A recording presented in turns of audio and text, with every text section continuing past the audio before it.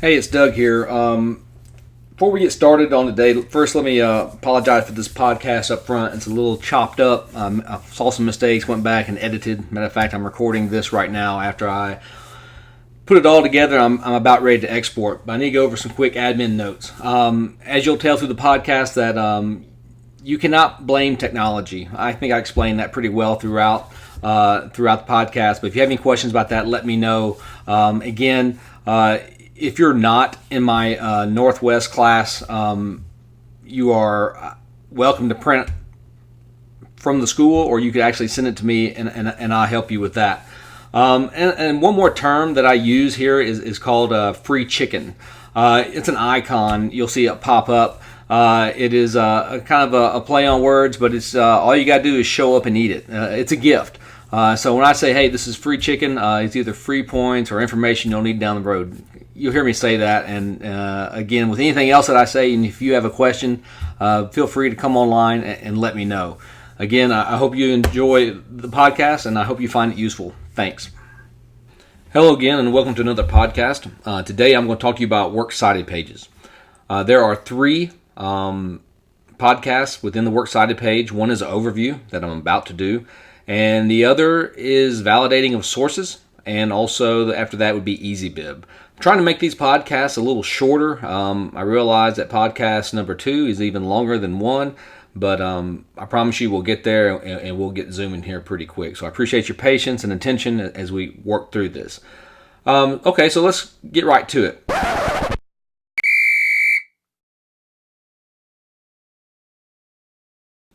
Okay, I forgot something very important I should have told you. As I was editing the podcast, I went back and looked at my notes. Okay, so first of all, you have to understand that the works cited page is the reference page where all sources are implemented in the essay. I didn't give you the definition at first. I should have done that at the very beginning. I apologize. But the reason this is important because the parenthetical citation is what directs your reader to the full information of your validation and your sources. So the parenthetical citation should be that tool that triggers your audience to go and look at the validation of your sources. Okay, so for example, and I know I haven't gone over what a parenthetical citation is. Most of you should know from prior classes. But for example, this would be a parenthetical citation. And so it's not it is not the full URL. I say that again. It is not the full URL, if I can speak today. A lot of students will do that. They'll put the whole http:// and just throw up all over the page. It's just the abbreviated website, or what I call the root site. Okay, should only be the root site. So let me make that note right there.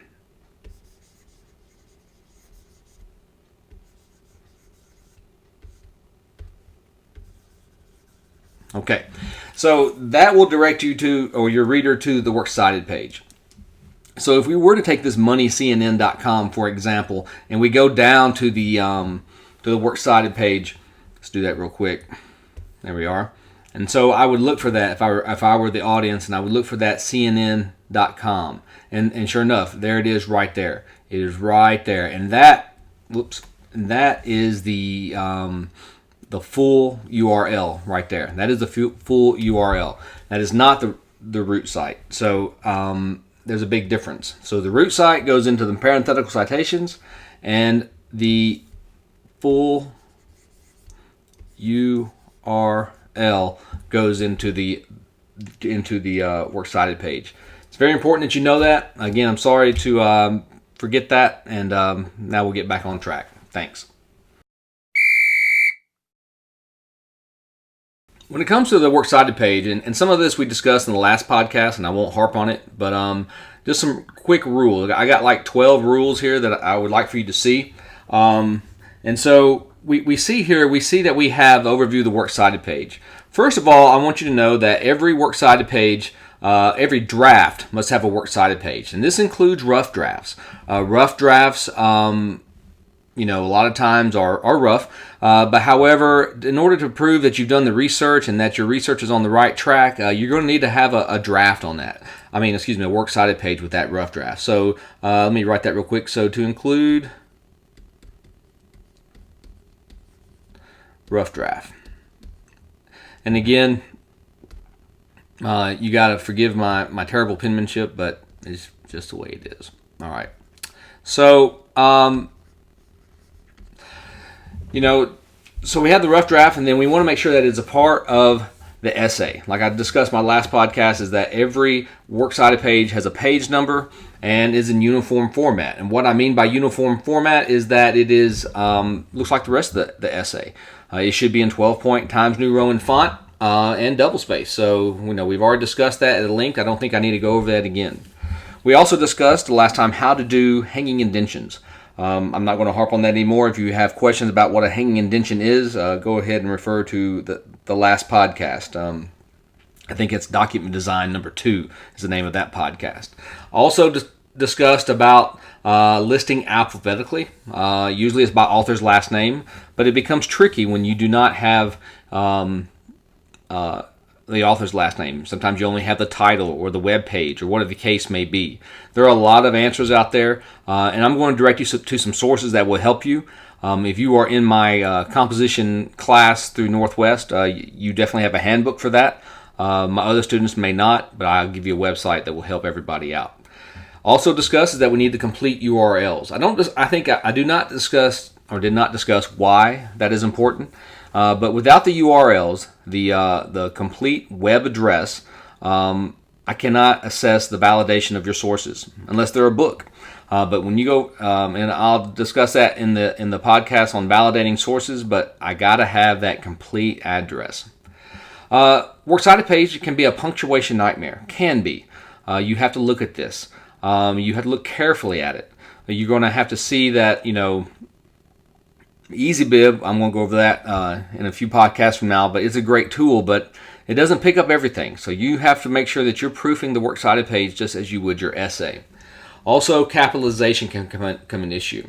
I see this a lot of times with all caps, like words being all caps, and students tell me, well, that's the way it looked on the cover of the book, or that's the way it looked on the website.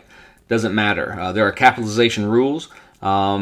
EasyBib sometimes will give you a warning on that, but it won't fix it for you. So you have to be wary of that.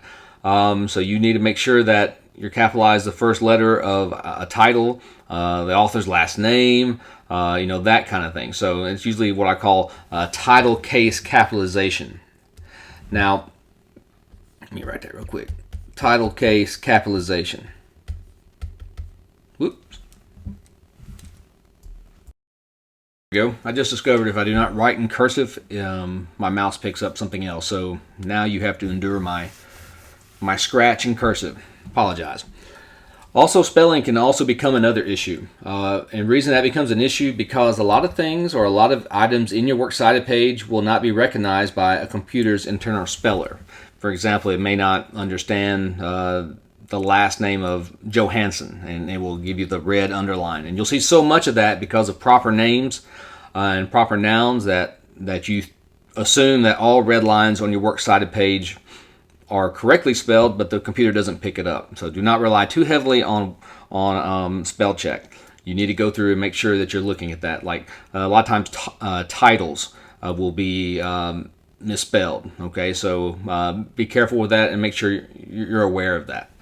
Also, EasyBib, I'm going to go over that in 2 podcasts from now. I think you're really going to like it. Some teachers do not like it. I haven't figured this out yet. But to me, I think it's a tremendous tool. But you have to understand, too, that EasyBib, as well as the computer, okay, as well as the computer, is not responsible for your product, okay? And what I mean by that is that... let me back that up. I said that wrong. All right. So what I mean by that is that a lot of times students will say, well, that's the way the computer did it, or that's the way it is on the internet.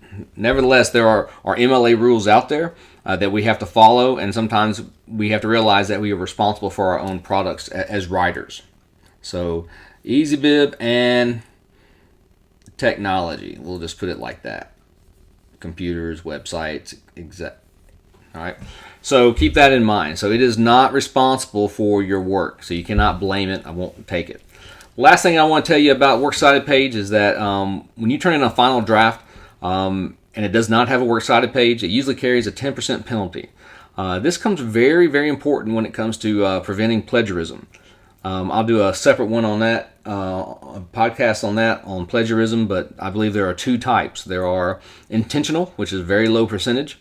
I honestly believe students try to do the right thing, but there's unintentional. And when you do not have a works cited page to cite your sources, and you've incorporated sources, that can become a big problem, especially as you progress through your education, whether that be at lower level college, upper level undergrad, or even graduate school or post-grad. So we gotta install that ethics of giving credit where credit is due.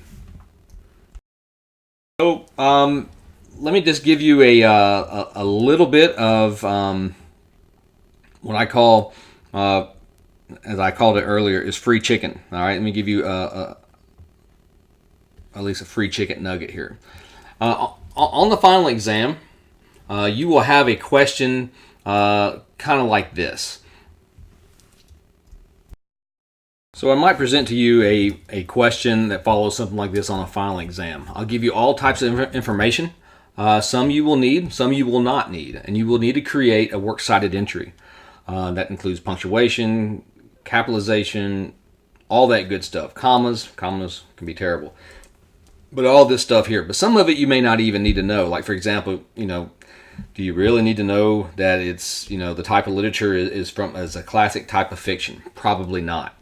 And so what about, do you need chapter 2?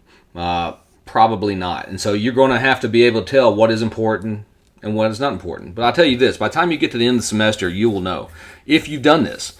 If you look at it and you get involved with your writing.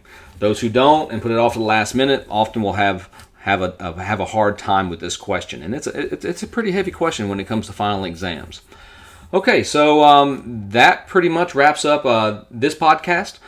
Just a quick overview. And this is podcast number 3. We're going to go to podcast number 4, which will cover validation of sources, and it should be short as well. So I'll see you over there. Thanks for your patience and attention.